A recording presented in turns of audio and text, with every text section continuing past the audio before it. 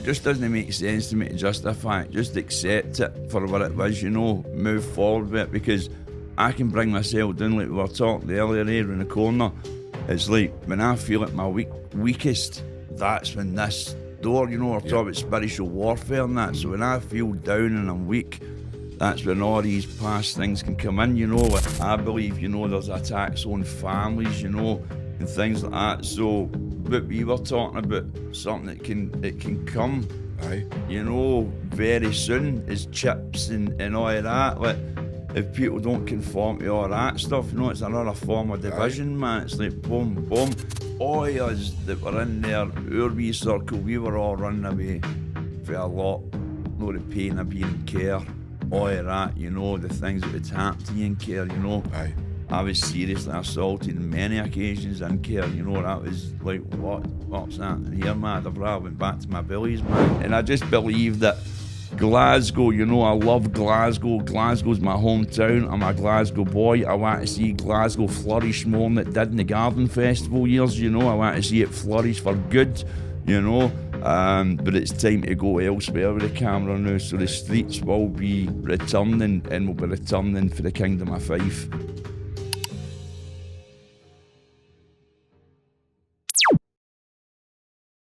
So, welcome to Social Sessions. Today we're joined by Francis from the streets. It's an absolute pleasure to have you, mate. How you doing? I'm okay, Sean. Absolute pleasure to be here, man. Good to see you, honestly. Thank you, man. So what I'll do, just take you back to your own kind of childhood and that, Francis. So, where did you grow up? Park, Southside, Bonnyholm. What was that like? Rough? Aye, rough, man, rough. When you were just a wee Catholic boy, man. Nah, I mean, like, didn't know much of the world, wee nervous type. Nah, I mean, so it was rough for me. What was the? Because obviously, when was that? That'd have been the 90s and that, then, eh? Like the 90s. Aye, and that. So aye. was it like?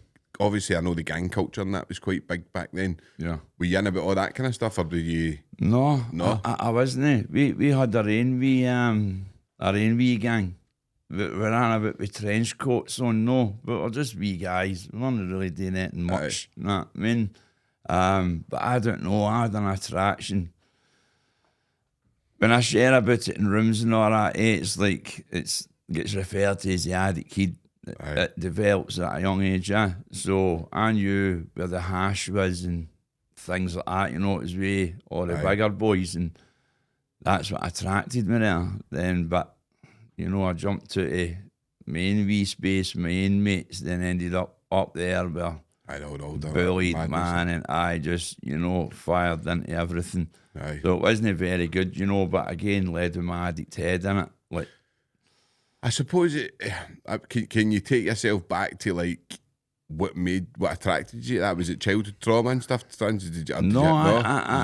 grew up in a great family, Sean. You know, my dad went out and worked every hour, every day. You know what I mean? He was a garage man, panel beater, spray painter. I took myself out there because of all the bullying and all that I went on in my life, eh? And in a way, I'm 50 now, so I reflect back to these days.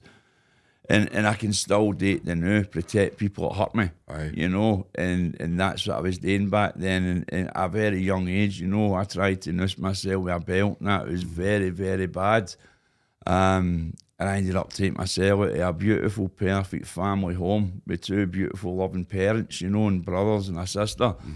And I destroyed that. We over-exaggerating about my parent, you know. Saying that he was hitting me when he wasn't. It was the people outside it was, you know what I mean? And it was just this broken, confused head, man. Just, you know, I love my dad, Shawnee. Like, my dad is my hero, man. And, you know, some people go, like, I say, I know that, does that sound like a justifiable excuse? Sometimes, no, we have wee debates about this to people that know my situation. They go, you know, like, some people can't understand that, and sometimes I find it difficult to understand it myself. Like, why did I not just open up and tell my man, Dad? Because, you know, my mother was a protector. They say, if I told this woman what was happening to me out there, you know, people would have got hurted, plain and simple. You know what I mean? So that's what was happening in my wee life. It was like keeping all this bottled up and bottled until the day it snapped my head in two. Aye. And I think in the streets, see if I mean, it sounds as if you're kind of you've been led by environment, by the sounds of it, and it's obviously like maybe they just want to fit in, like maybe wanting to be validated at some point. Well, that's why I don't look for validation today. Aye. Do not, because you're right there. You know, it's like up there with all the big ones. You know, even I don't know. People say, "Why do you keep going back here?" I know. Yeah, they keep bullying you, man. That I mean, they've got you in clothes, debricked, lying naked, man. That I mean, spitting on you, throwing shit at you, burning you. I've still got the scars today. Aye. Why do you keep going back? And you know, the only thing I can think is that's where the drugs were. Aye. That is the only thing I can think of, man. Yeah, it's like, I was getting punished, man. I don't think you need an answer. I think it's just it's happened and it's been like, as you say, you've been a confused young boy and you've chose that. Well, that's my, you know what I mean? That's my foundation on my truth, you know, to where that brought us, you know. It was like, it's that for me. I've no got any other, you know what I mean? It's like, and if I try to justify it, I can feel like, you know, it just doesn't make sense to me to justify it. Just accept it for what it was, you know, move forward with it, because I can bring myself down like we were talking earlier here in the corner. It's like when I feel at my weakest, that's when this door, you know, we're talking about spiritual warfare and that. So when I feel down and I'm weak, that's when all these past things can come in, you know, like, you done that and all that, disgraceful, no, all these things to try and bring me down, no self, tell me I'm worthless, all it. Then I can see myself sitting, maybe even for days, trying to justify my past and, oh no, I hurt that person, and why did I not say this or do that? But the day I can sit here and say it's just a place of acceptance for me now, because I need to let go of all the questions, because the questions will destroy my spirit. You know, and it will send me right back grounded in this tune. You know, 100%. So it's just for that for me today. I recognise my wrongs, you know, and I accept them. You know what I mean? I recognise the hurt I caused for my family, you know, my mum, my dad, my brothers. And I recognise no working on that past stuff led me into adulthood with it. Which led me to be a failure of a father also. You know, it left me to be a worthless human being. All that stuff turned me into, which I know there was services set in place to help me, a young boy coming out of care, all that stuff, you know, to talk about us. Maybe it would have been different, you know what I mean? But it's no, I went through it, I survived it, I'm here sitting today, you know. And I think it's so inspiring that you're, and I think the problem with you'll know the same as me, Francis, right? I've met some of the strongest boys that I knew in the jail. That have come out and killed themselves. And you often go, why, right? And I think it's just as a man, you find it hard to open up, and this is where we need people like us that are willing to maybe talk about our vulnerabilities, because you're in there and you're in these places, scary places. People don't realise, I mean, that tuning all that at night is fucking scary. 100%. And obviously we'll go into that later, but prison's scary. It's a horrible place. It's prison's toxic. one eye open. Oh, it's people say, how do you sleep in jail? You go, you don't, mate. Know what I mean? Like that. You never come off a fight or flight. Never. Constantly on fight or flight. And it comes out onto the street with you. Totally. I know. And you'll have seen it probably more than me, because you were living in the street, so you've probably seen guys coming right out of Berlin, right down there like cannonballs, because they're just pent 100%. Up right in the moment. And then as soon as they get mad with it, it's like, that whole shit, that's all going to come back out. And people need to understand that the amount of money we're spending on these prisons is 70 grand and this, when you could put somebody into a rehab for 20 grand less. Exactly. And I had Tommy Ross on. Tommy Ross's podcast just went out this week, actually. And Tommy Ross is a high-flying KC, one of the top KCs in Scotland. And he's recognising that the courts and stuff need to start taking that into account. 100%, because when we look at some of the boys at certain bar now, for some of these crimes that they're in know. for, man. You're like, wow, are we Stealing a still loaf of bread, innit? exactly? I We're know. still jailing people for this, man. Shoplifting and all that. I know. You know, we're getting shoplifters we're getting shoplifters and people that post on Facebook longer jail sentences, and we're getting rapists and murderers and pedos, man. And that's the plain fact of the society we live in today. It's all wrong, man. No, you're right. But it's like what we were talking about. We need to come and find that middle space, innit? Aye. Because we're too concentrated on the right, the left. Aye, it's the division tactics. It is. And obviously it's a massive, deep conversation. And obviously we speak about, we're going to try and maybe get something and we can speak about that. But it is about, I always see when I try and I just say, look, do you know where we can connect here? Are you a working class person? Yes. Yeah. Do you believe we're getting shafted after these billionaires? Yes. Yeah. See, the rest of it doesn't matter. Stop it. Just let's unite on that. Yes. That front will unite us. That's the common ground. Do you know what I mean? The common ground's there. See your left wing, right wing and all that. Yeah. You're just going to jump to the extreme points of both. Yes. Do you know what I mean? And it doesn't matter what you believe in if you can reunite on that.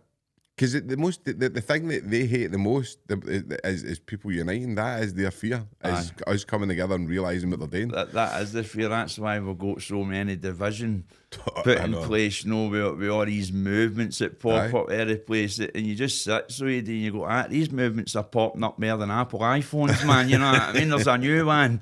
It's just, wow, what's going on? I know. And it's people, I think people are just seeking. There's a lot of hopelessness out there, and I think a lot of people, the cost of living's gone up. Yeah, people are feared for their children. People are scared, so that when you get a population that's scared, people will give up their rights, and people will give up certain things like their morals and their values change and stuff like that. Do you know what I mean? 100%. They'll conform. Yeah, because that will be the reality, and that's why I believe, you know, there's attacks on families, you know, and things like that. So what we were talking about, something that can come, you know, very soon is chips and all of that. Like, if people don't conform to all that stuff, you know, it's another form of division, man. It's like boom, boom. So families will be pressured to conform. That's it. Families, I mean, you can look at America, what happens. A Wayne goes to school and learns about gender equality and all that, and learns, if I wanted to be a boy, I can be a boy. Then these Waynes are told, if your parents don't listen to you, it's all right, come back and speak to the school. We'll set you up with a human rights lawyer and that. You can take your parents to court and fight it. I know. That's what they're getting educated. It's wrong, man. It's like, wow, yous are doing this.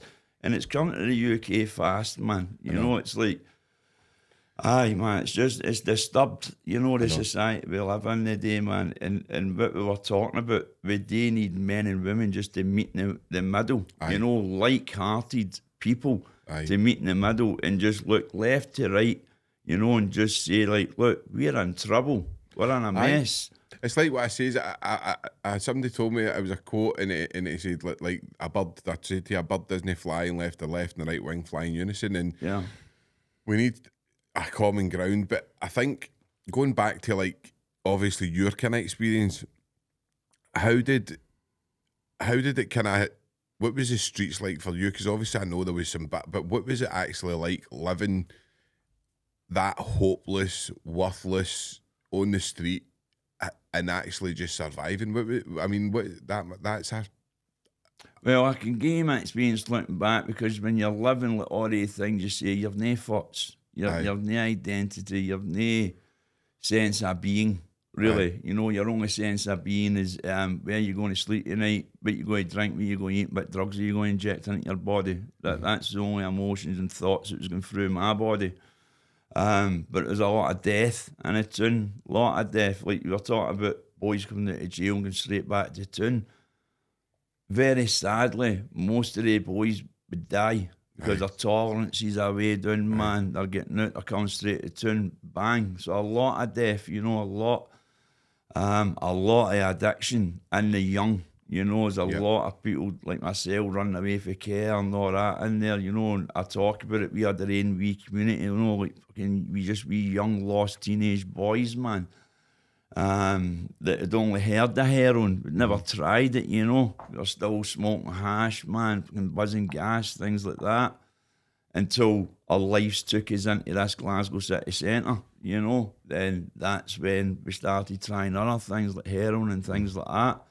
So a lot of death, a lot of addiction, a lot of seriousness, Sean, man. You know, like, as I said, man, I remember me and my mates walking there the bridge, you know, and, you know, some people say, aye, he cries out for help, but it was nae cries for help, it was nae signs, nae nothing. We were under impression because he was that mate that just, you know, beautiful, man. He just did the mad crazy stuff. Aye, the entertainer, man, like that.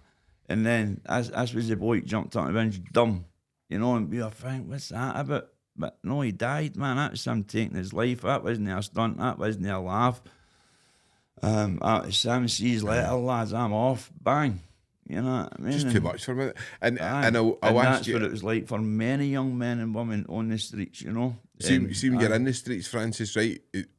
Is there a common denominator that I would say, like, that is trauma underpinned, like, by most of the people that are in the town? Like horrifying background stories, like, obviously maybe no, like, obviously yourself with the bullying and enough, but my belief would be there'd be a lot of people in there, especially the lassies and that are in there, maybe a lot of abuse and stuff that's been on, but anybody I've met that kind of goes that homeless route has usually got a lot of kind of trauma and they're running away for something. Yeah.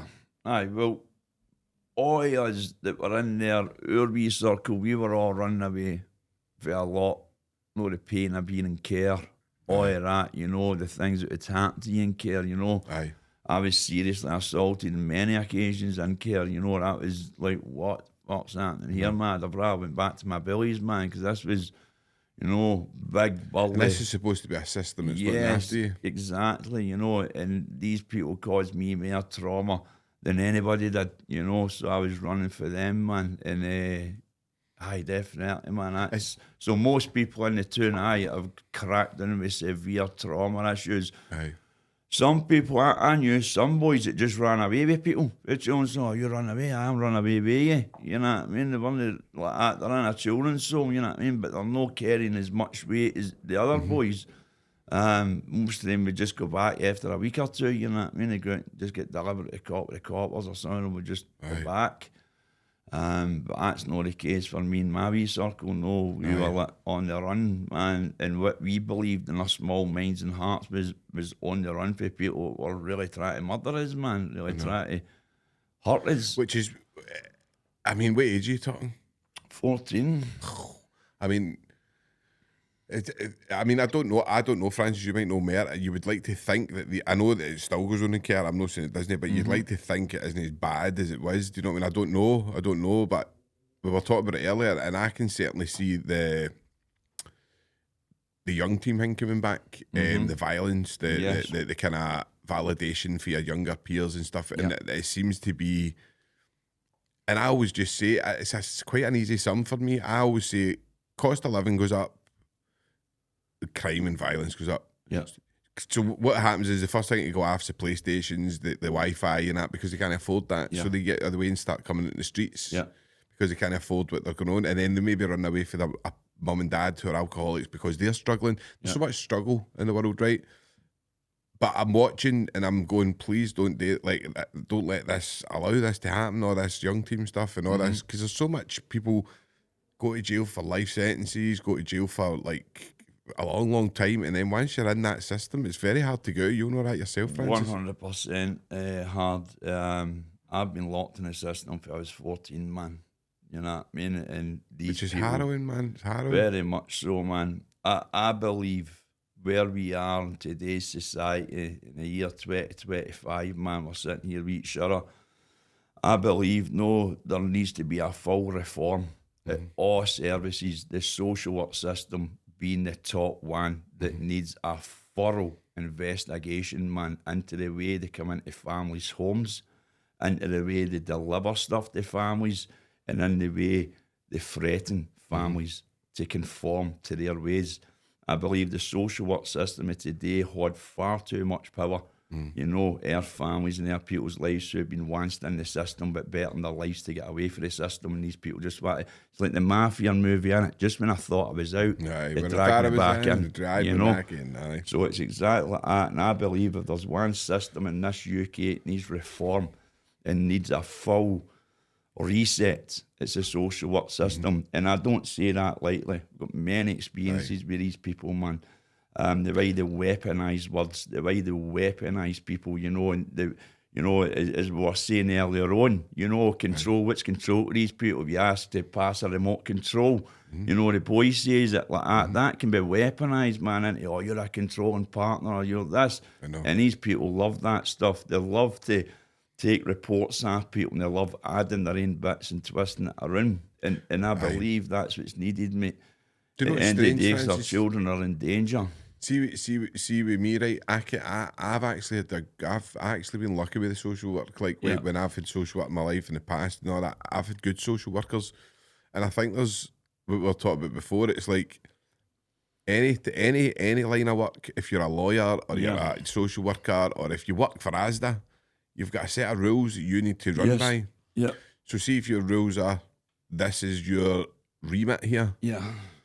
Some social workers and some people that maybe want to help, can't. Oh, definitely. Because they're under the pressure from a system that it's not really doing anybody any. I've got some right close friends today who are social workers, children's and family social workers, and I've met them through my time in recovery. These people, I love connected to these people. They're spiritual, At the end of the day, I go by my past experiences with my involvement with social work.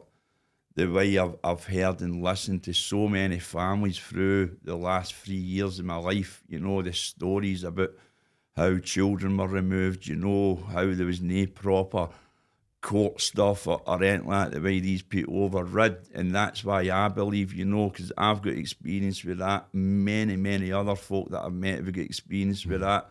And then you look at the children and family social workers that I know, and I think, and I've talked to them, they're like, we're bound by rules, or sometimes you just want to say, no, this is wrong, but you can't. And that to me is a shame, because my brothers and sisters who are social workers and who work in that field are beautiful people. Yeah. And it's their voices that need to be heard above these voices that are driven by an agenda. And I think some great social workers I know. Yes, 100%.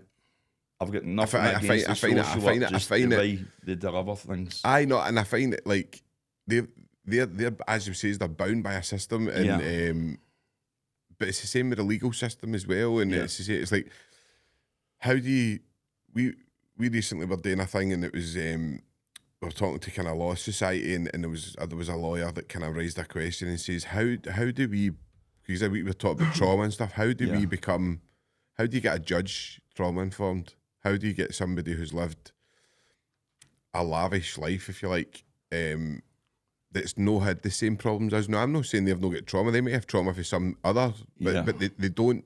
The reality is they're disconnected from the streets. Yeah, they don't know what's going on. They don't know how hard it is to live on the streets. No, I don't know. I've never been home.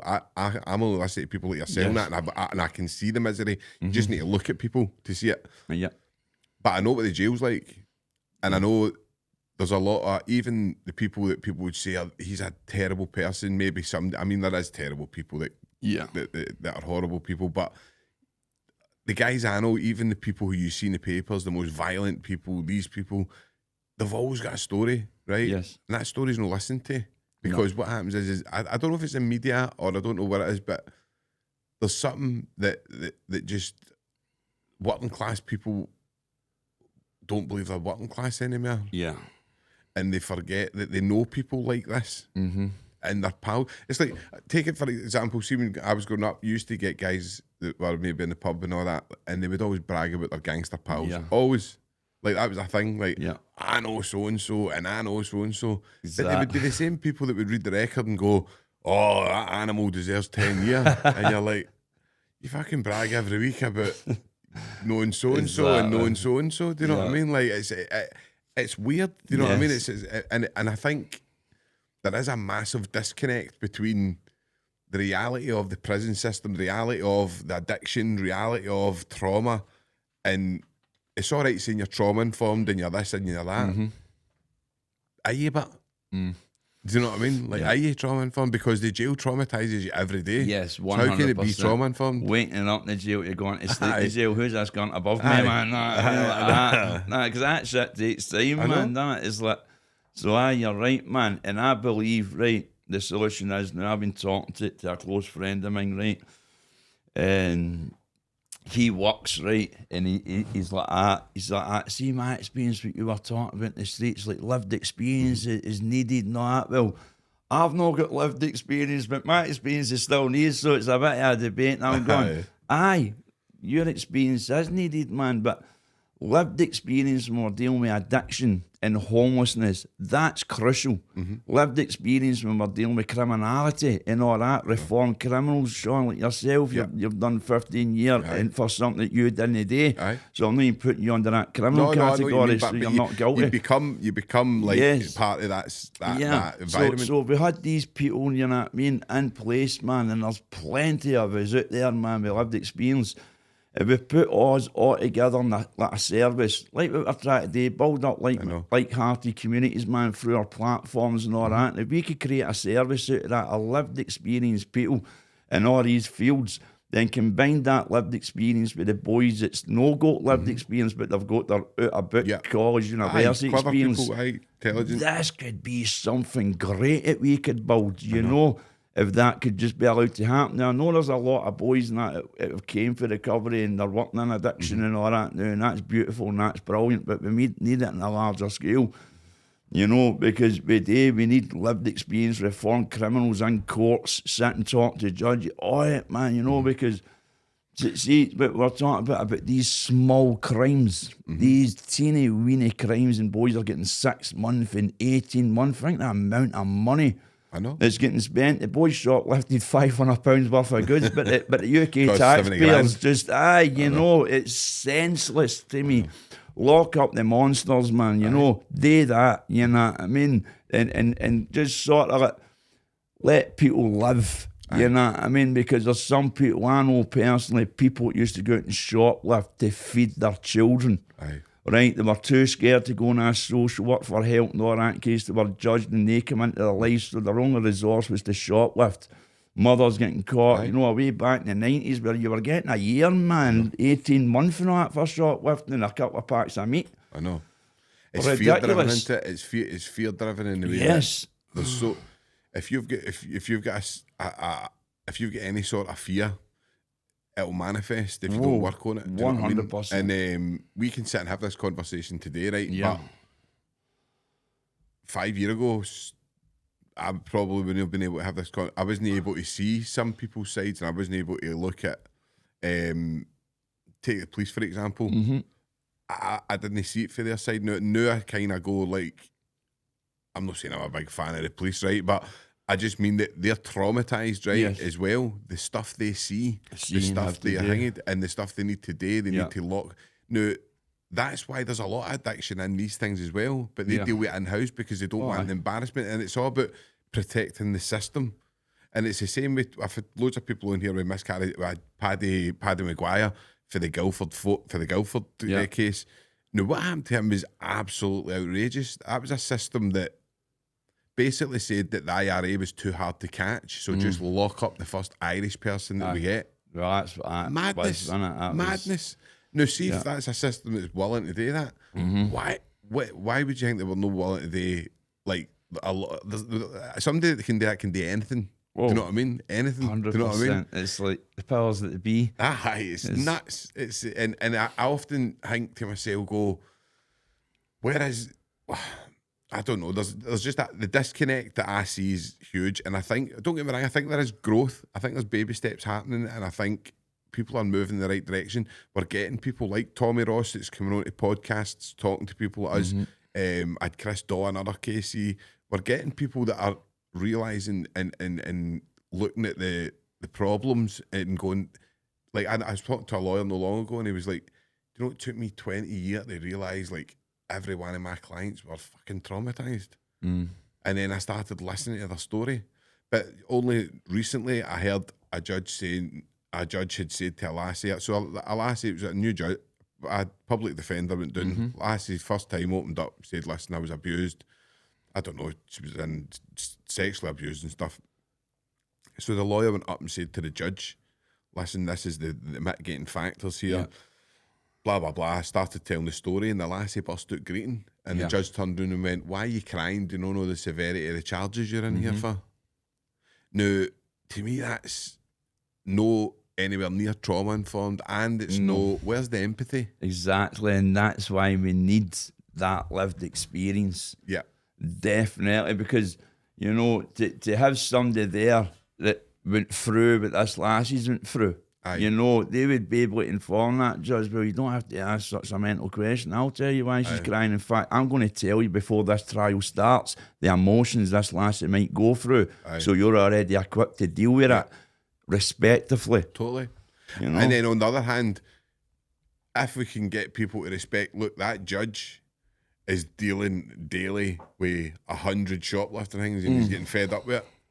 Do you know what I mean? That's where his point of view is. No, I'm not saying it's right, but he's sitting going, fucking hell, another shoplifting deal, I'm going to hammer these people, right? And that's his point of view, and I'm not saying it's right, but no, because no ever judge is like that. You get judges that don't even send shoplifters to jail, they want to help them, like, no, community service, another alternative, and there's a lot of judges on the circuit that are like that. Yeah. And so it's your luck, you know, when you're doing it, like when you hear boys at Sheriff Court and you go, oh no, it's Russian like, so who's on the day? Oh no, Christy at the bench, man, the district's but up the roads, innit? You make plans. But so taking you back, like, I'll take you to the kind of how you ended up like in recovery. How did that happen, Francis? Quite frankly, Sean, to be truthful, James Simons, didn't know if you know James. I know of him. Yeah, well, we are with you now. Aye. So I was in a place called Aspire at Glasgow Road. Didn't know if you know it. So I'm there. I get a 28-day notice of eviction. Right, I'm like, right, all right, man, I'm used to getting evicted, whatever. But then the lassie came up to us and she went, look, I can try and get this overturned for you. Have you ever heard they're going to meetings to get off drugs and that? And she didn't even really have a Scooby about meetings here. I'm like, meetings? Kind of meetings going on? And she's like, we've got somebody that comes down. So it was James Simons, and he's came to me to my first ever CA meeting at White Inch. There's a men's meditation, then a CA meeting after it. And it was great. It was brilliant, you know what I mean? But it wasn't that great and brilliant because it didn't take root. No, I was going there for the wrong reasons to get a 28-day notice overturned. Right? So it wasn't in me. Did it plant the seed? The possibility, or were you not? I can't say it planted the seed because I remember going one Friday afternoon in Further Valley and I'm sitting there let them know. Know what I mean? And it's the wee mate's like, you're mad at Val now, damn mate. Know what I mean? Like that. I was like, aye. So, no, I can't say it was seeds planted, but the goodness in men I seen, the goodness in men that had been afflicted like me, you know, and that, you know, I took came as I went, fuck, I knew that boy and I knew that boy. And, you know, I mean, I think there was something wanted to take root in me, but the spirit, the soul, the heart hadn't been formed yet the way it is today, you know, so that was me. I was away back. My 28-day notice got overturned, so I was happy with that. I'm like every time. I'm not feeling well. I've got a brilliant wee meeting Quaker House, the Sunday night one, and the room's the Rainbow.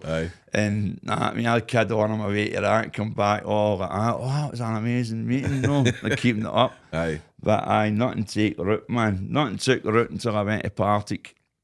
Now I've finally got my wee flat that I was told I was never going to get. You know, and I says to the boy, nah, mate, I'm going to get it. I'm praying, man. You know, I'm praying hard for this. I need this, man. You know, I need this stability. I need to find my identity and go on a journey. And I need a solid foundation to do that. So my hopes, my dreams, my prayers are in Partick. The guys like that says, nah, you don't get Partick. You need to put down other areas.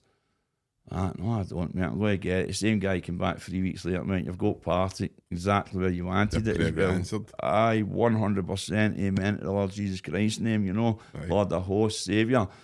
But aye, for that was that. There, Sean, in Partick, man, starts first 3 months.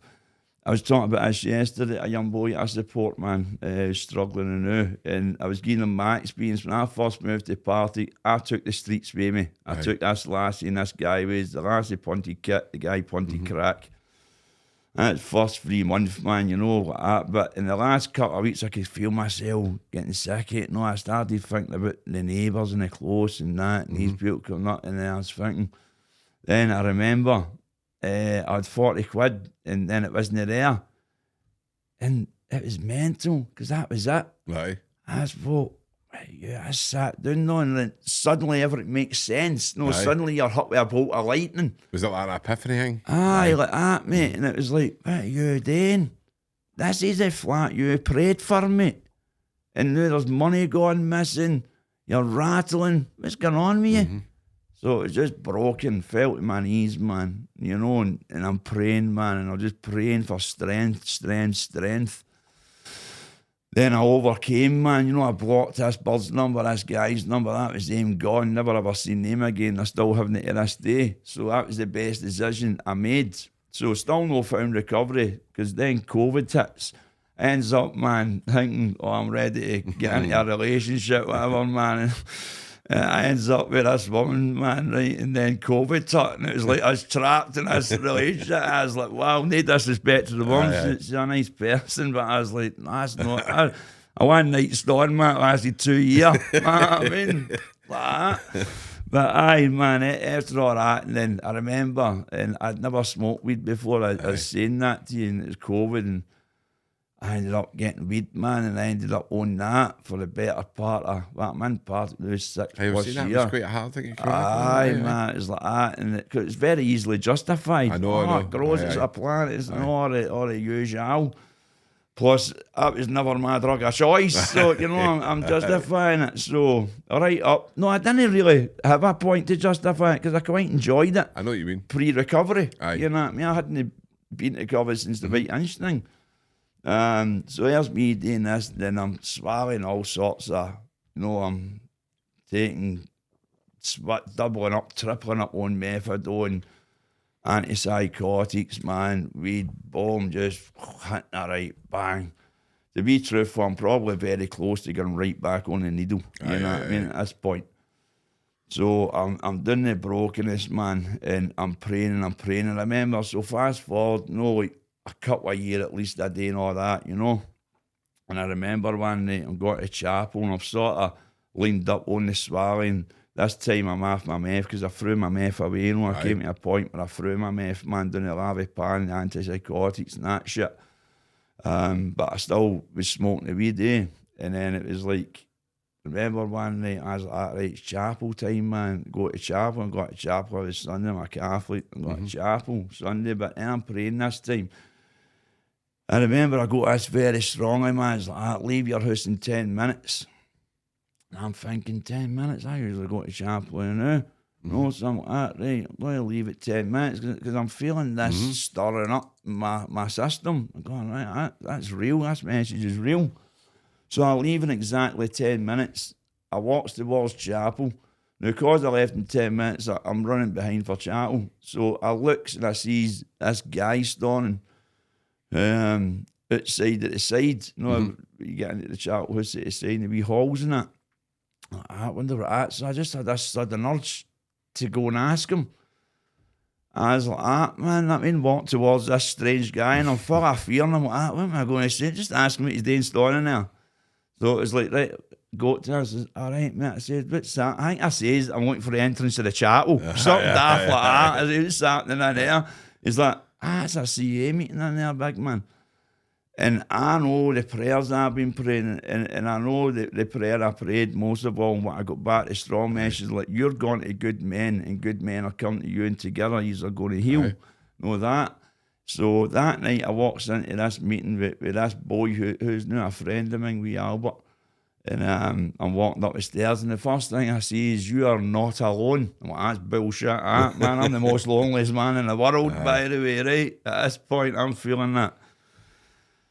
Within an hour, I knew what I'd seen in the war was total truth. I knew I was not alone with the way I think, with the way I feel, the things I've lost in my life. everything. I was not alone. I am in good company now. Right. And the fact some people say, oh, when I heard that God get mentioned at meeting, I was off using a mad cult. Very different. As soon as I heard God, thought, I'm home. This is where I'm meant to be. Mm-hmm. Now, that's when my recovery journey started, man. I've no got that story that I healed as soon as I came in the doors and now I'm 10 years clean. I ain't got that story. Right. My story is a story that I've got there, I've relapsed, I've got there, I've relapsed, right? That's my story. I can't say any other way, you know, like that. But, you know, I'm feeling good today. I'm thankful for recovery. I'm thankful for all my brothers and all my sisters that I've met through recovery. There's a greatness in recovery, you know, there's a power working in their rooms that Definitely. If it was to spill out into this world just a wee bit yet, I guarantee we could get things moving, just like we were talking about earlier. Right. Honestly, the spirituality that happens in these rooms is unreal. No, you hear that often, like with the connection, and I think everybody's found what they're looking for, and it's for you're getting validated, you've got connection, you've got a sense of community, you've got the right environment. It's like a good pal of mine said,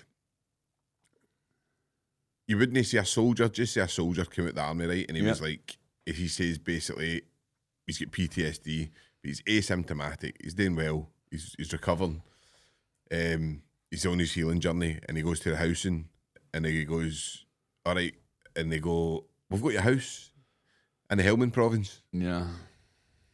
You're not going to send him back to the place he was traumatised. Exactly. But this is where we expect addicts to recover. 100%. We expect Great way of putting addicts to go do you know what I mean? And then you put them back into another community. Now, it doesn't matter what community you put them in. You might change the location and go, you're not going to Govan Francis, you're going to Cumbernauld. Yeah. You'll find the people in Cumbernauld that you need to find. 100%. You know I mean? It's one of the things when people talk about, oh, I even tried doing a geograph, moving location, but it doesn't happen, you know, because we think, you know, for us, man, it's like, I think if I go there, I'll be safe. Like Partick, for instance, the reason I picked Partick, I didn't know anybody in Partick, didn't know everybody in the surrounding areas like that. Partick will be great. Mate, it's 10 minutes walk to Govan, man. Nah, I mean, then another 20 minutes walk to Paul with your face. So, nah, I mean, I was like that. So even that, but all right, can I go for a walk around Partick? Partick's beautiful, you know, and I've no trauma-related things in Partick. There's nothing. It's a fresh start. It's a beautiful start. There's nothing triggering you walking about it. Yes, but I can still bump into people from my past, you know, and I used to think, go, oh, it's up, you know. It's Do you believe in synchronicity? I believe in synchronicity, but I believe that people are put in your path at the right time. 100%. And you might know where it's for, and you might know hang it, but. Or if you mention a name, like you mention somebody, I've not heard for so and so, you'll get a phone call from them. Do you know what I mean? So that's an amazing Carl thing. Jung talks about it, synchronicity. Yes.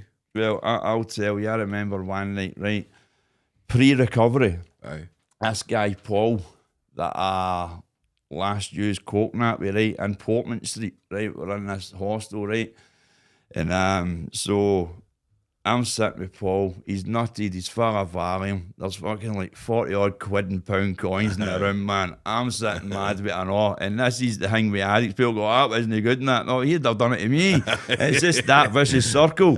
So I've took all the money, boom, and go, my mate, the two my mate, and scored, right. So anyway, I'm in Partick, I've been there like a couple of years now, right. So I'm lying in my bed one night, and right out the blue, this guy's full image came into my head, his name and everything. I've not even thought about him once, by the way, right? I'm being serious here, Sean. So I'm like, where'd that come from, man? That, I mean, fucking hell, like pure clear image of him. So I starts praying for him, and I starts praying like, because, you know, I love the Lord Jesus Christ, my Lord and Saviour. So if I think of somebody's name, then I'm thinking, right, I'm going to pray for this person. So I'm praying. And I starts remembering what I done. So I starts going, Lord, I forgive. Can you please forgive me? All that starts like that. Lord, if you need me to, you know, bump into Paul or anything like that, if you can make that happen and I can repay him. Now, I ain't going to joke here, mate. I friends know what the one stop, right? My friends, and I used to go in that show, everybody for the one stop hello. So I go in there and I talk. So I'm in there talking away my usual ones. I turn around, who walks in the shop, Paul? Right there, like that. Just a couple of days after all these thoughts and these prayers. So straight away, man, today, Paul was still doing his luck and addiction. He was coming in to buy a couple of wee things that he could afford after scoring. So there's me. I just went, you know what, mate? You need shot. I need this and that. I says, go and get it and I'll pick your ball up. Because I knew God had put that man in my path. Because trust me, years went by before I thought of this man in my head. And it turned out he just lived on the main street with his pal.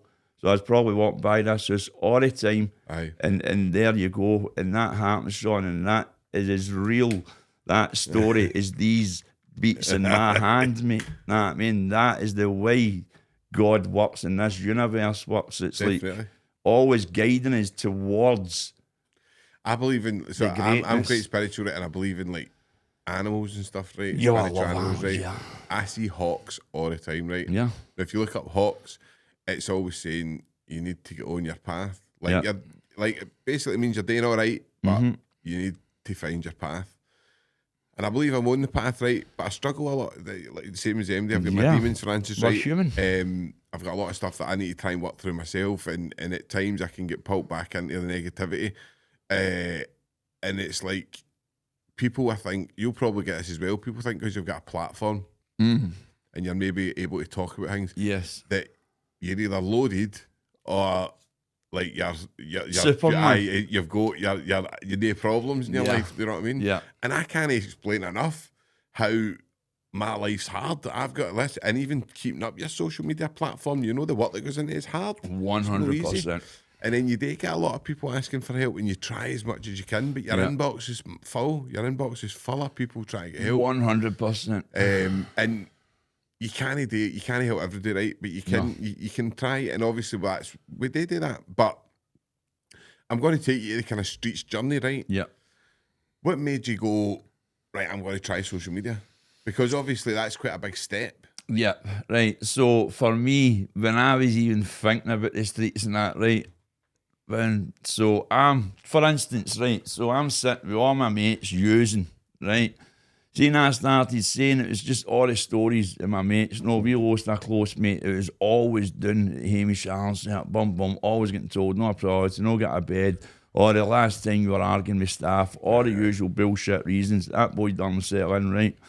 So that was a sadness, man. It's a story of many others. Then all the shit was happening with police in the streets and all it, right?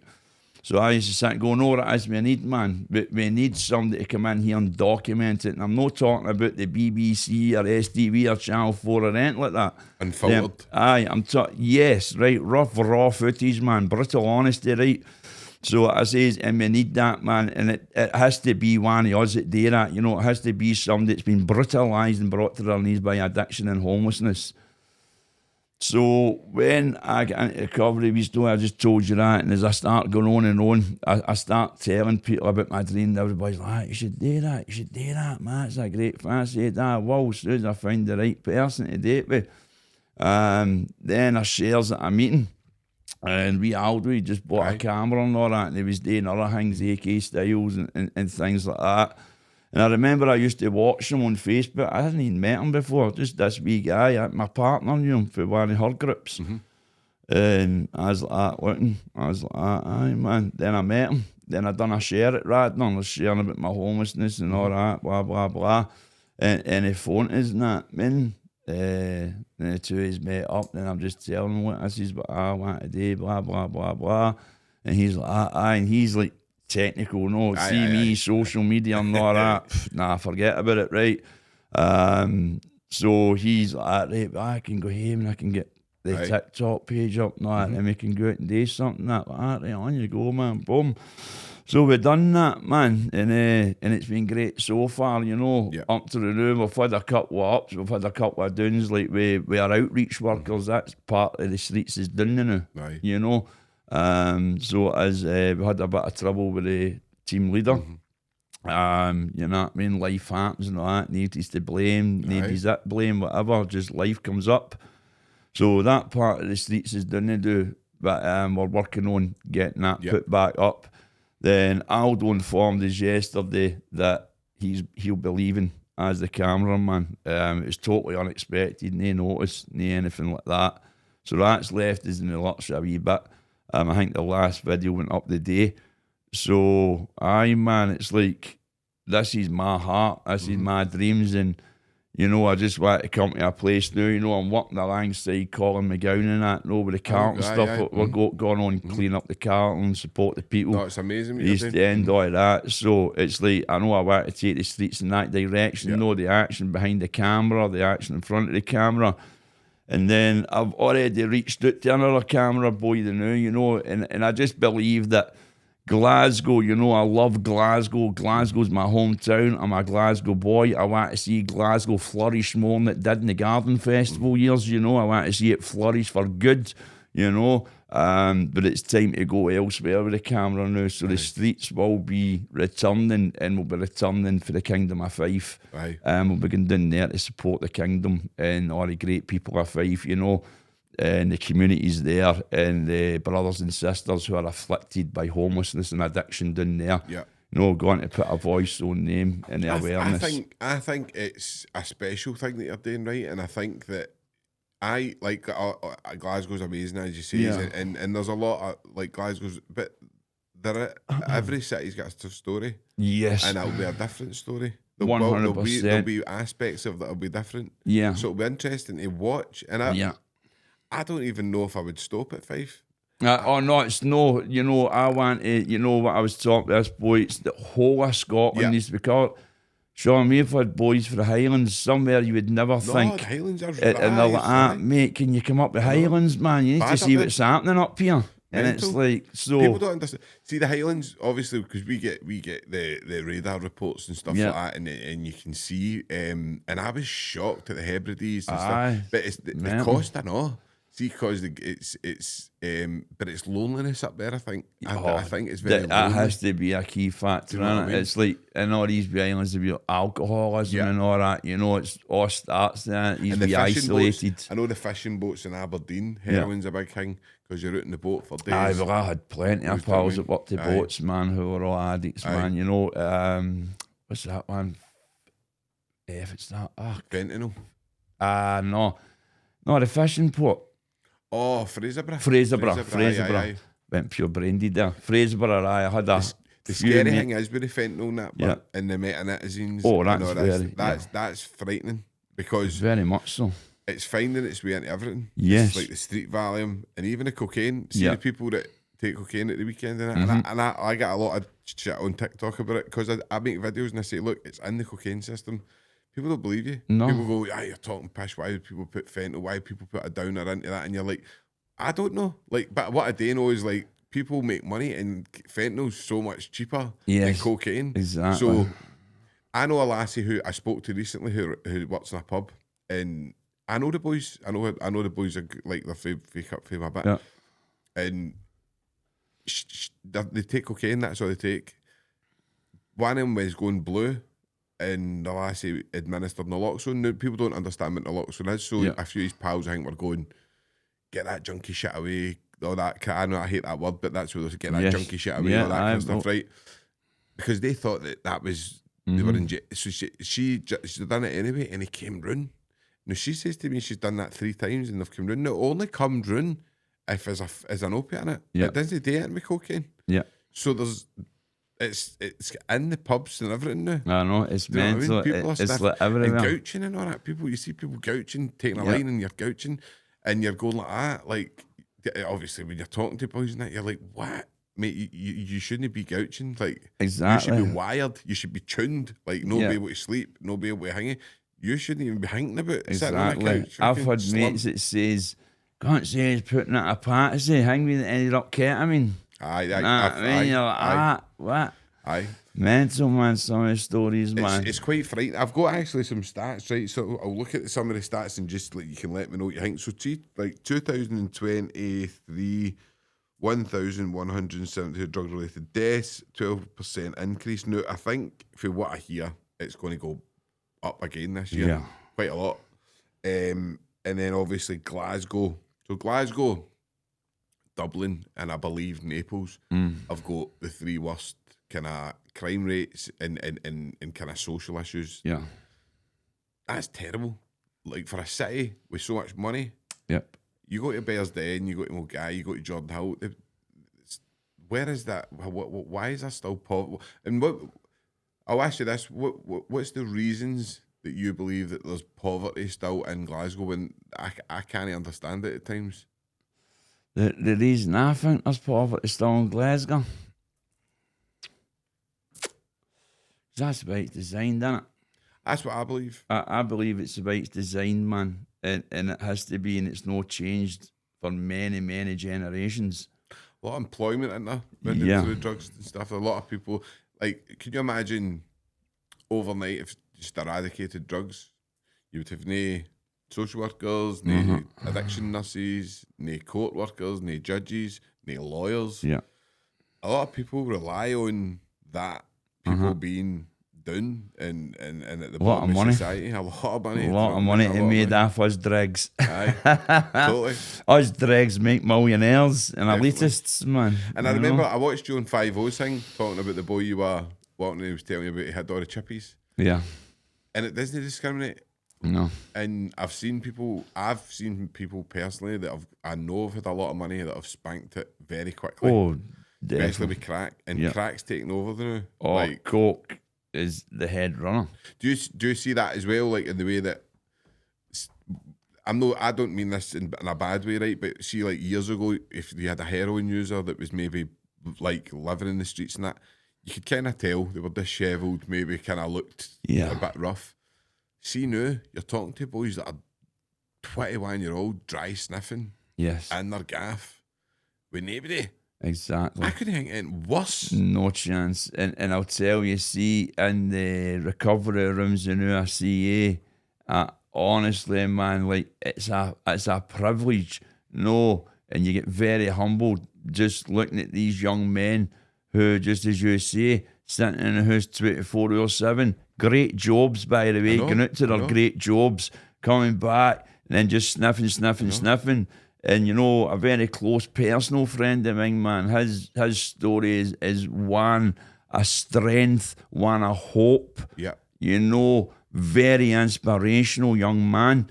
And that was his life, you know, sitting in the gaff, snorting, running up big bills, winning thousands of pounds gambling, blowing it all back within an hour, sniff.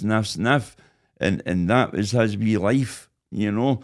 And aye, man, it's... See, if I was to ask you this, because you'll know that better, Francis, what's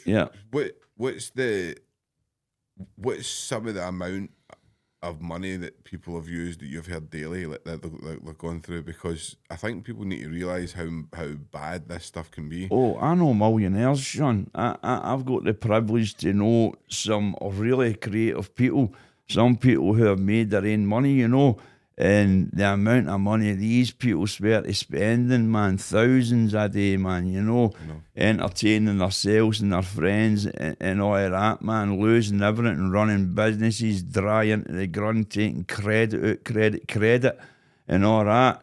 And, you know, they're telling their stories in these magnificent safe rooms where we're consuming good knowledge and strength and how to cope, you know, and how to get through away from drugs. And that's why all these beautiful, honest stories are, you know, like, it's like, in watching these men, it's lost all of that through cocaine use, right? All of it.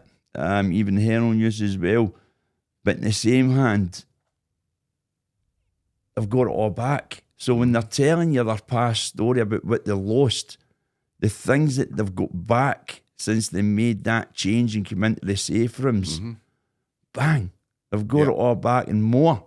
And relational wealth and stuff. Yeah, it's like emotional wealth, you know, everything, man, because we're strapped to the only kind of wealth is money. Yeah. When that's bullshit. Yeah. You know, there are things much more priceless than what money will ever be, diamonds or gold, and that's your emotional well-being, you know. Well, see if you look at nearly every book, every spiritual book, the main prophet in the book will give everything away. Yeah.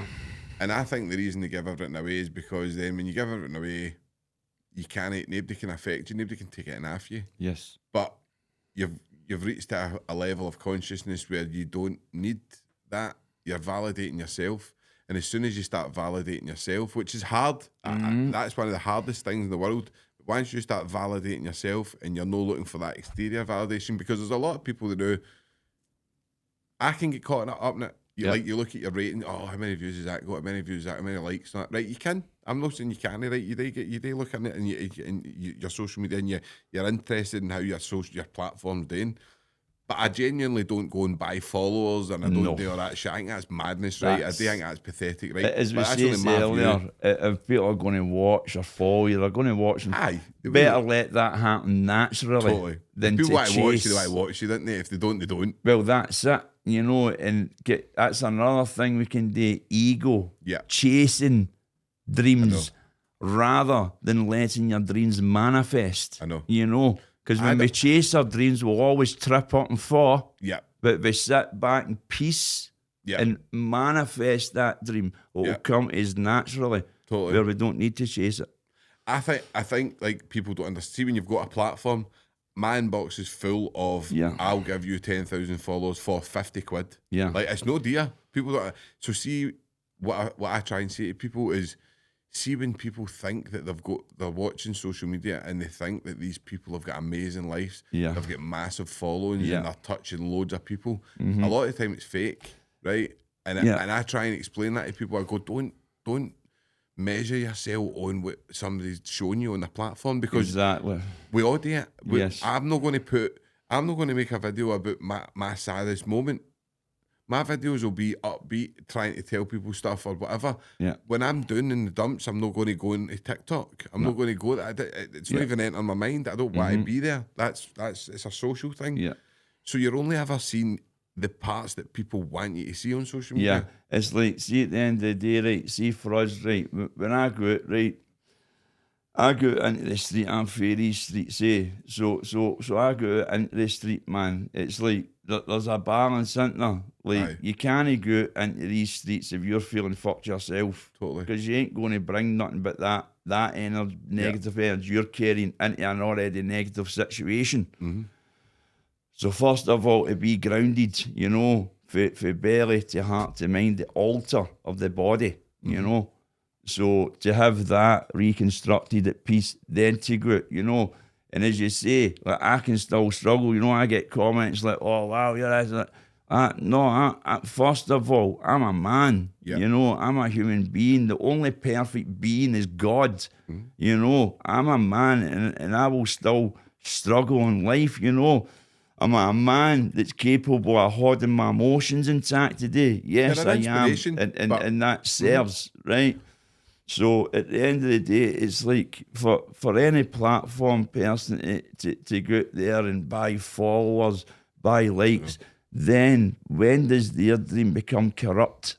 You know, when does it become about them and their ego and their self and their power and all of that? Then the great thing at the start of it crumbles. I know. You know? Oh, definitely. And all that other stuff takes over. Because it's, I mean, anybody that's got a platform can see it. Do you know what I mean? You can notice it. And I think it's just a shame because so many people look at social media and it is addictive. It's very addictive. And it's if you don't curb it, it's dangerous. Do you know what I mean? And you see it with kids. Like there is a thing now called TikTok brain. Yeah. Where there's kids, I think, in China, and they actually sit and do that with nothing. Like, dead scroll. Just sit and go like that because that's the thing. They're like 5-6-year-old and they're already addicted to that phone. You see, Wayne's. I think it's freaky. You see a mother pushing the pram van. You see this wee Wayne outside with a big tablet up in his face. Like, Wayne probably knows more about that device than me. Yeah. I know. No, some of them. My wee boy, and I swear we didn't give him tablets. We didn't do that. We only done it, mate. See if you go out for a meal or something, you give him the phone, right? But honestly, I can't explain how quick. I remember the first time when I got out of jail. I went to see Fiona's pal, and she's got a lovely wee boy, right? Her wee boy's lovely, but I was starstruck. Like, I could not believe this wee guy was working an iPad like this. Couldn't talk. But he was flicking through. He knew everything. He could go and find Disney, and he knew all.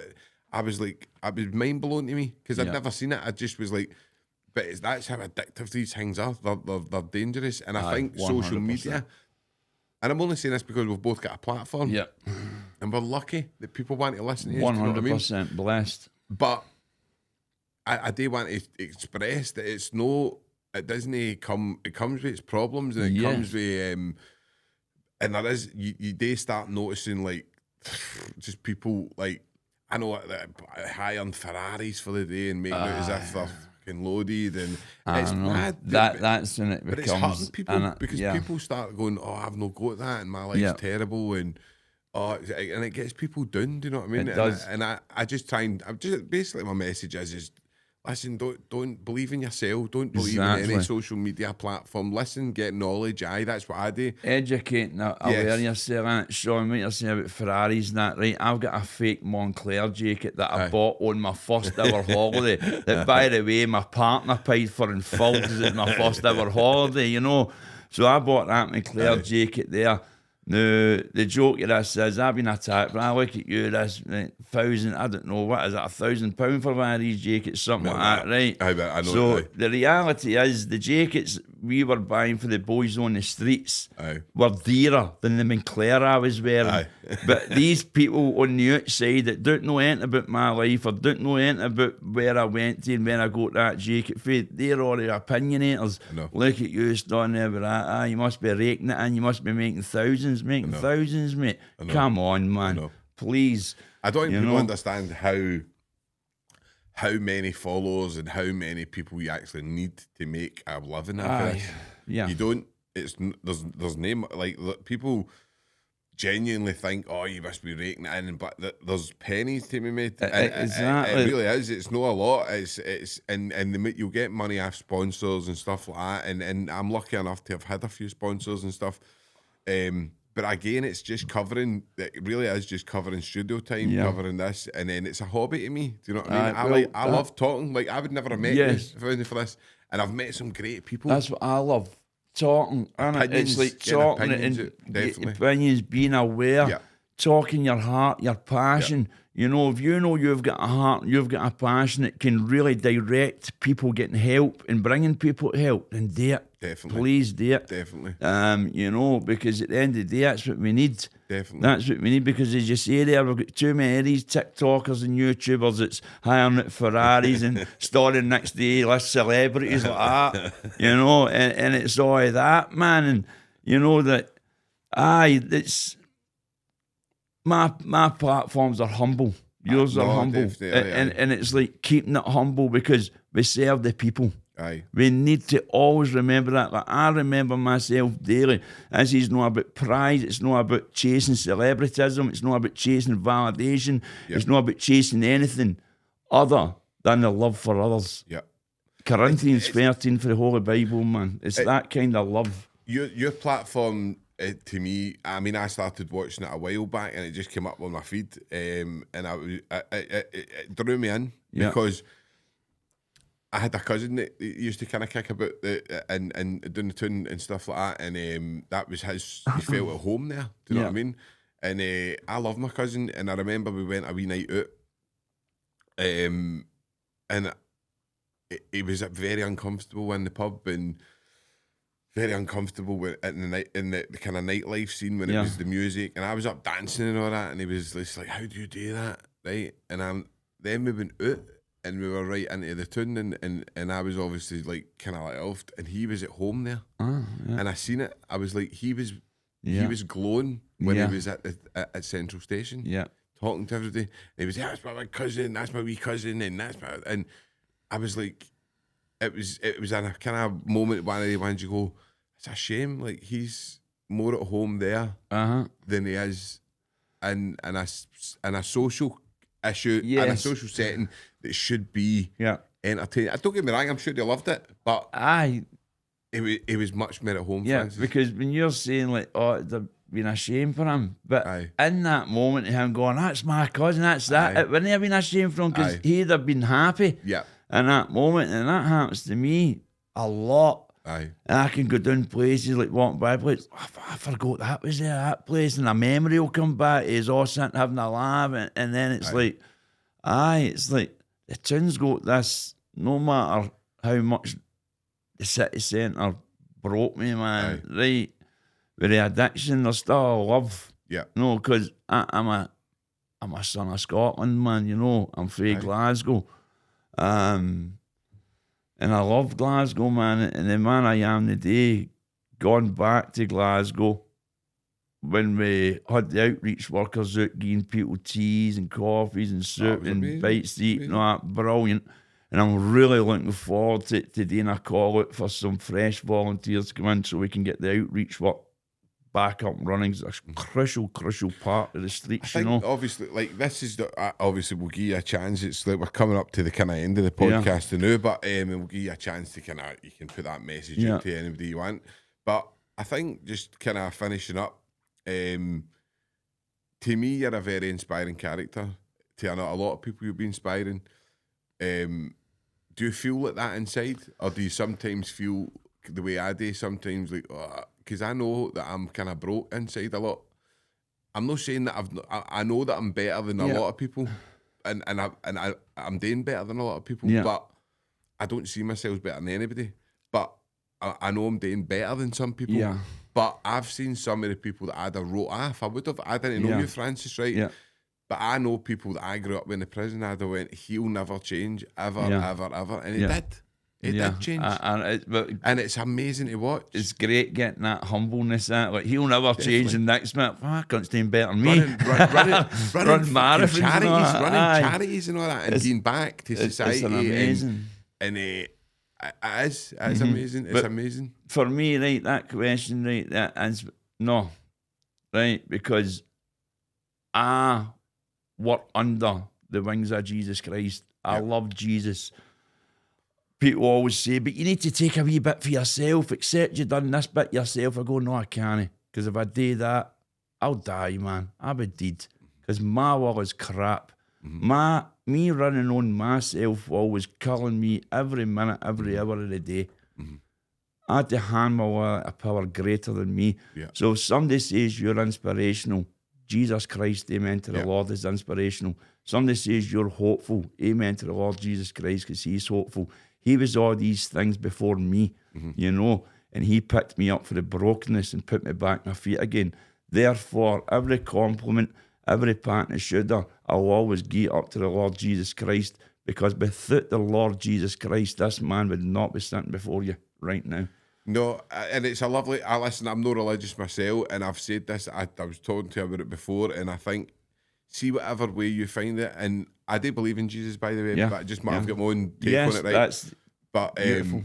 I think when you find it, don't listen to anybody else. No, do not, please, because if I could just give a message to everybody now, it's like, Jesus teaches us, do not stand in the corners and preach like the pagans. Do not tell people you're going to hell because you're gay, because you don't believe this way, you don't believe this way. It's wrong. Jesus teaches us through the great men of that book, how dare you tell somebody they'll not obtain heaven, because it might just be you not obtaining and they go right there. Yeah. So that, for me, is the number one thing, you know, to come and believe in Jesus freely through your own understanding. One of his greatest teachings, Sean, don't you rely on anything I say about Jesus, because you know, at the end of the day, my understanding could create doubts in you. It could chase you away. It's why our Lord Jesus Christ, amen to the Lord and Saviour, teaches us, come through your own understanding. And that's the best way to do it, to connect to the Lord Jesus Christ who loves us all. You know? No, definitely. And I think we spoke about it before, and I worry about society sometimes. I worry about the way it's going, and I always try and say, like, I just wish see the working class people, even the lower middle class, right, that think they're no working class, or the people who hate benefits people and these benefits people we were talking about earlier. See anybody that's on benefits isn't hoarding money. The money's going right back into society. We're talking about that. They don't hoard any money. Don't put your don't put your hopes in saviours that have got £400 billion in a bank account who's telling you to hate hate the person on benefits, the single mothers that are on benefits. And I'm not saying there's no people out there that are getting an extra few bob off benefits. There is. Yeah. But it's not a lot of money. Yeah. I mean, it's a lot if you take it, but the money that they get on Elon Musk, right? And I hate people, Bill Gates, Elon Musk, Soros, some of them are making 2.7 billion a week on interest. You go to sleep and make all sorts of money, man. It's mental. Yeah. And we're going, single mother, you get £70 a week and you're lying. Like, why? Exactly. Why are you not going, why is he getting that money? What is he doing, man? Why are you doing? So him hoarding all that money then causes inflation because there's no money in the system. So then we pay more and the energy bills, everything all goes up, crime rates go up. And it's them that controlling it, they just pull the strings. But that, anyway, that's going into a whole new thing. No, but you're right. But I'm looking forward to the next one. No, honestly, we'll get it and we'll get a kind of talk about society and we'll talk about it. But so just as we're finishing up, right, what would be, see anybody that's sitting that's going to be watching you, Francis, see as an inspiration, and what's your message to the people out there that's maybe is broken and maybe needing a bit of help? Well, right now, as I always say, Sean, I like to look directly into camera when I say it. And what right now, as I was, you're probably sitting in the house now, watching the telly, man, you know, with drugs in front of you or alcohol in front of you. And you might feel right now that, you know what, man, there's a better way, man, there's something else out there. Hold on to their thoughts because there is something better out there, you know, and there's something more magical out there. And for me, finding that, you know, a lot of people might think, oh, that sounds easy, but it's no, you know what I mean? It's no easy because it takes a total surrender to everything that's wrong about you. Yeah, that's it, man, you know, and that kind of acceptance can be very hard because it was very hard for me today to accept all the wrongs I did, but I had to before I could heal. But I was that man sitting there, man, in my house, full of drugs, full of self-pity, full of self-seeking, not being able to move. But when I started thinking that I'm getting tired of this, that was the right way of me thinking, and it led me to be aware.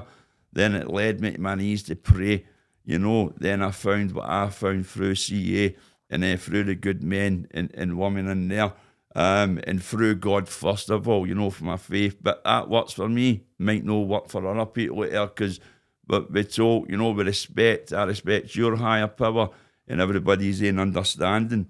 So to me, my message would be, don't sit, man, alone, or reach out. If you're a man, reach out, cry, because there's nothing more better than what I love today is crying in front of other men. And believe me, I could fill a bathtub sometimes with emotions, and I love crying in front of other men because it gives me hope, it gives them hope, and that's what us men need today. We need to talk, we need to cry, we need to embrace, and we just need to live in that moment, man, of when our head's telling us to do something right and grabbing onto it. And that's what I can say, man. And it's like, and what I just says there, you'll hear other men saying, you know, out there as well, you know. No, I don't mind. See, like the vulnerability thing and all that. I mean, we've got to be 10 minutes left, right? And I'll like with the vulnerability thing. I see a lot of people who I know in jail. No, I'm not saying like anything about anybody who's in jail. I love a lot of people in jail. There's a lot of good pals in there. 100%. But on that basis, it's like people need to, and you can't drop it in there. I'm not saying in there, but when you come out, you need to drop that ego and bravado and realise that that's driving a hatred in you. It's driving a poison. There's a poison in you that you need to get out. Do you know what I mean? And it's that ego and stuff. You can drop it, and it is just being vulnerable. And this is 100%. Listen. I can only go on some of the most people that I know that are dangerous, like whatever you want to call them. They've got big reputations, this and that, who I know are broken inside. Yeah, I've spoke to them. Like, I know they're broken inside. They tell me, but they only tell me because they trust me. Yes. The thing is, they don't trust society. They don't trust society with their vulnerability. They don't trust their enemies with their vulnerability. They don't trust the police or whatever with these vulnerabilities. So they need to play the character that they've built up. Definitely. And I think that's what we need to kind of work on that. Do you know what I mean? We need to unbolt pride and ego. Yes. Because pride and ego is like two big massive dungeon bolts, you know, that seal everything shut. So to break them open, we need to get vulnerable. That's the key. The key to unlock the bolts is being vulnerable. And, you know, and it is good to choose, you know, because as you say, that guy, he would choose you, he trusted you, he could get vulnerable with you. You know what I mean? But when you're no there, he's left, the bolts are closing again. So for that man, you know, and for every other man, and myself included, you know, when I can go to change, it's to talk, it's to get vulnerable, it's to cry about what's happening, you know, it's to reach out and it's to connect. Because, Sean, we are built and we are born, you know, and we are created by a God. It's much bigger than everything here, you know, and he did not build and create us to be blocked up. We are connected creatures.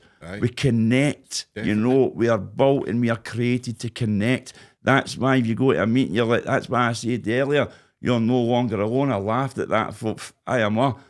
After I knew I was connected to all these men because they all think like me, they all feel like me. What's going on here? You know, it's because we're all connected. We're all human beings, created by the same God, guided by the same universe, and we're made to receive each other. You know, we are made to receive each other, and all the distractions of this world, with all these elitists and billionaires that's in control, they're the blockers. They are the blockers, and everything they create in this world blocks us for our main goal, and that is connecting through love and understanding.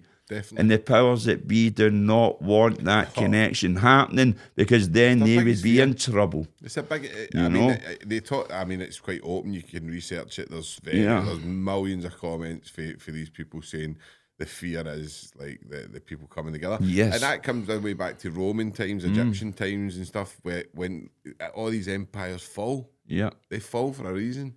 They fall because people wake up. But, I mean, that's a whole different story again, but can't wait. Last week thing, right? I know. Last week thing I'm going to ask you, right, is obviously because I was about to ask you, is the safe consumption, and what's your take? Because I know you had a part to play in that. To me, it's a bit of a failure. I think that there could be a place for it, maybe in some sort of rehab setting, if you were to get the guy off the street and you were to put them straight in and maybe give them a detox in there on the basis that they were going to go into rehab after it. That's different. But to me, spending £7 million a year on a place where you can go and inject drugs, there's so many different, I mean, we've done a podcast on it, there's so many different things. What's your take on it? Well, my take on it is I stand with the people of the Carlton. I'm no fear of Carlton myself. I'm a Pollock boy, but it's a great pleasure to go up to the Carlton, you know, and speak there and meet some people. With Colin McGowan and Anne-Marie Ward and that, you know, like, it's like going up there and listening to these people, and, you know, that's where we need to start. We need to start listening to the communities, which, you know, they bring set, or that's popping up there, that's popping up there, and hardly anybody in the community gets told. So after that first meeting, you know, we had a meeting up at Carlton about, you know, the paraphernalia, what's happening, what can we do to let the thistle know that yous are no happy, yous need to be heard. There's a meeting coming up, isn't there? Yeah, the 12th of this month. And is that MD can go to that? Yes. Right. So after that meeting finished, the first one, Sean, this one was talking about how things increase. She's finding needles lying in her garden, which wasn't there before. All of this stuff. And as she's done, she goes, look at that, Francis, this is a raw thing, it's happening, an increase in drug dealers. I went, what do you mean? She went, there's a drug dealer. And I went, me, I know. I says, nah, surely no, that's too blatant. That'll just be somebody getting dropped off after work. Nah, it wasn't. Why would you know? It's like if there's a bit there that you think you're not going to get lifted, then... Exactly, and that's what they say, and that's why I was complaints like, look, there was no dealers about here at this bit. And now a prime example, there it is there. And I actually thought, nah, that's something getting dropped off. Because, you know, I've dealt drugs, I've took drugs, but I would never be as blatant as that, man. And she's like, that's happening every day, mate. This is what we're talking about. This is what's happening. The people who can't, they're under some great stress now, you know, with this thistle room. A great deal of worry happening in the Carlton today. And working beside Colin McGowan, who is a great man, by the way, 70 years old, man, and that man breaks his back, you know, helping others, man. He really does. He really is, you know. And Colin's very humble. He's no one for taking a praise, very humble, just like myself, you know. But I need to say it, he really is a great guy. He's 70 years of age. He's a pensioner himself, and he's up there and he's helping bring a voice. He does a lot for recovery. He puts his recovery first in everything, you know, and he does a lot for the people. His Blameless Children's Charity as well, Sean, you know, which helps the families affected by drug addiction, you know, the children and the families. The man goes above and beyond. He does so much.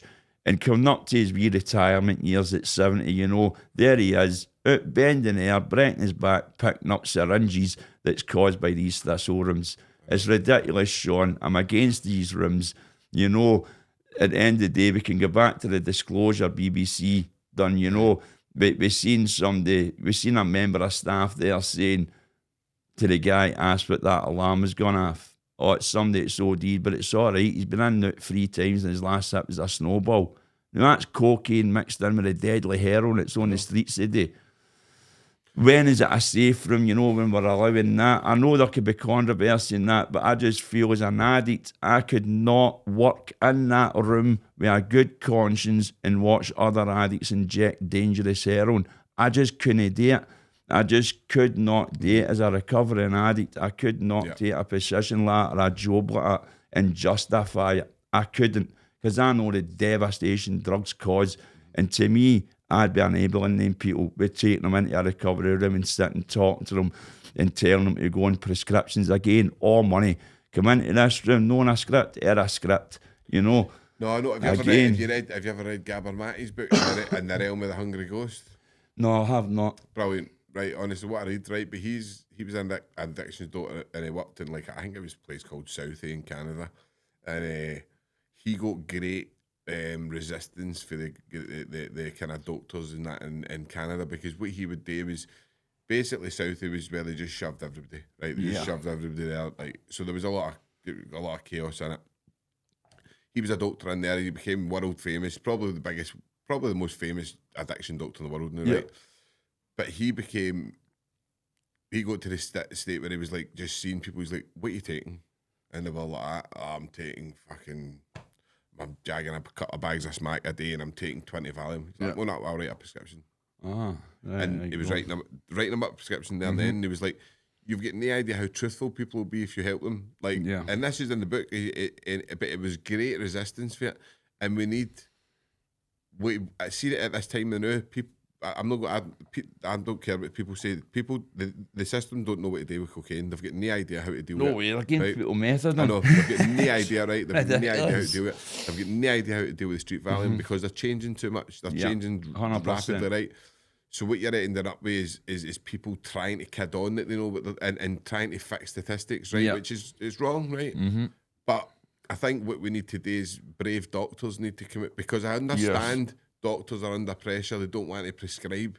But how can you tell, if MDs ever took Valium, right? If MDs ever took diazepam, you can't give somebody the Valium and go up the road and detox yourself. Yeah, no. It's not going to happen. Not going to happen. Because it's impossible. You just take them all. They're all going to get ate. Aye. For an hour, cup of tea, swallowed. I'm not feeling much off that. But you're bubbling and I'm not feeling much off that. I'll take another couple. And this is... how can you expect addicts to get better in this place? No. Now, if that was me, benzodiazepines are massive. There's a massive spectrum of them, right up to clonazepam, which I'm not saying that's the... But there's loads of stuff. We don't want to... The argument I've heard is we don't want to give people on top of the street Valium. Yeah. Well, you do it with methadone. Exactly. You give people methadone, which is probably the strongest drug in Scotland. You give people methadone on top of heroin, crack cocaine, street Valium. So why not prescribe somebody a few Valium and let at least give them the effort and try and go, look, take 4 or 5 of these blues a day, come down, you're not going to go through psychosis at least. We'll work on you, we'll work down. but doctors are scared because in case they get sued and that, which I understand. But this is the blame culture we've got. It's we need to stop that, and we need a few brave doctors to come out. I think. Well, I believe, Sean, we need brave doctors, right? And we need doctors that's going to stand against these doctors that run with agendas. Aye. Because that's where trouble happens. You know, everything is an agenda for most, right?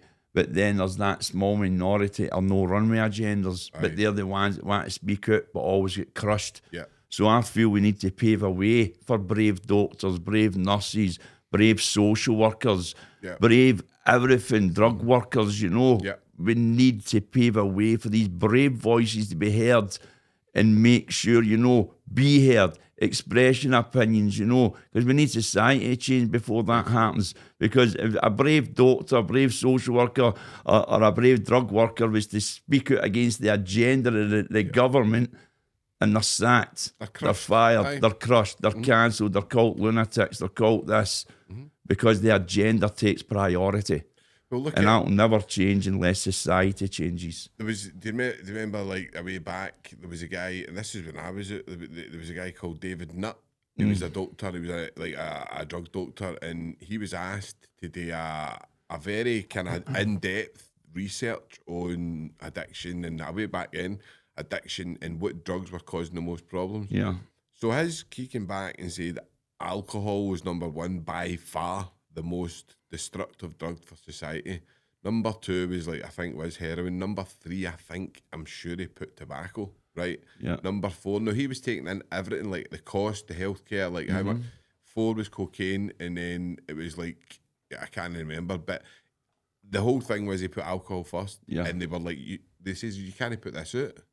And he's like, I've just done a big massive study on it. Yeah. So then they started the papers, David Nut Job, Nut Case, Nut Job, and he got the sack. Exactly. He got disgraced. He got hanged because he wouldn't change his opinion that alcohol is the most destructive drug out there. Yeah, because alcohol is the most money maker. Do you know what I mean? It's just the corruption, isn't it? It's horrible. But listen, Francis, I'm definitely going to have you back on to have a more in-depth conversation about society. I'm really looking forward to that. But I can't thank you enough for coming on. And listen, you're an inspiration to so many people. You really are. You're an inspiring character. You really are. And please keep shining. Just keep doing what you're doing. Thank you very much, Sean, man, for having us on. Brilliant. It's been an Thank absolute you. pleasure. I'm Brilliant. looking forward to the next time. Cheers, Excellent. man. Thanks.